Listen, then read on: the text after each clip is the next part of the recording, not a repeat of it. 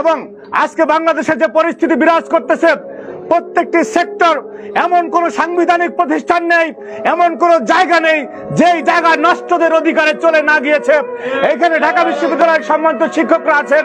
আজকে ঢাকা বিশ্ববিদ্যালয়ে যেভাবে শিক্ষকদেরকে নিয়োগ দেওয়া হচ্ছে, দুই দিন আগে ফার্মেসি ডিপার্টমেন্টের একজন ছাত্রের সাথে কথা হলো, ডিপার্টমেন্টে 15তম হয়েছে, তাকে শিক্ষক নিয়োগ দেওয়া হয়েছে, কিন্তু 1 থেকে 14 পর্যন্ত যারা সিরিয়ালে ছিল তাদের কোনো স্থান ওই শিক্ষক নিয়োগে হয়নি।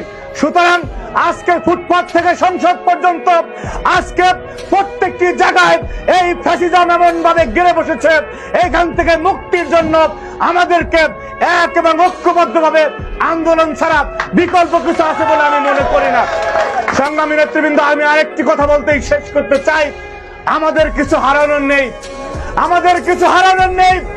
আপনারা দেখবেন আওয়ামী লীগের প্রত্যেকটি চালাচুবন্ডারা যারা সংসদ থেকে শুরু করে ফুটপাত পর্যন্ত বাংলাদেশের প্রত্যেকটি মানুষের অধিকারকে হরণ করে আজকে আঙ্গুল ফুলে কলা গাছ হয়ে গেছে, তাদের হারানো আছে, আমাদের হারানোর কিছু নেই।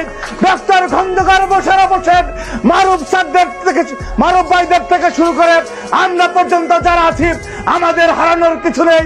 আমরা বরং আত্মতুষ্টিতে ভুগতেছি। কিভাবে ভুগতেছি? আজকে যখন পুলিশি হামলার মধ্যে আমরা পড়ি, আমরা যখন কোন দোকানের মধ্যে ঢুকি, আমরা যখন কোন ভাইয়ের আশ্রয়ে যাই, কোন ব্যবসায়ীর কাছে যাই, তারা আমাদেরকে বুকে টেনে নেয়। তারা মনে করে এরা এই দেশের গর্বিত সন্তান। আর আওয়ামী লীগের যা চালাচুবান্ডার আছেন, আপনারা আজকে সামনে এমন দিন আসছে, আওয়ামী লীগ বাংলাদেশের কোথাও শুধু আওয়ামী লীগ করতেছেন এই কথা বললেই হামলার শিকার হতে হবে। সুতরাং বাংলাদেশ আমাদের, এই মাটি আমাদের, এই জন্মভূমি জাতীয়তাবাদীদের। সবাইকে আমার ব্যক্তিগত পক্ষ থেকে এবং বাংলাদেশের আগামীর অনিবার্য নেতৃত্ব দেশ নায়ক তারেক রহমানের পক্ষ থেকে আরেকবার সংগ্রামী অভিনন্দন জানিয়ে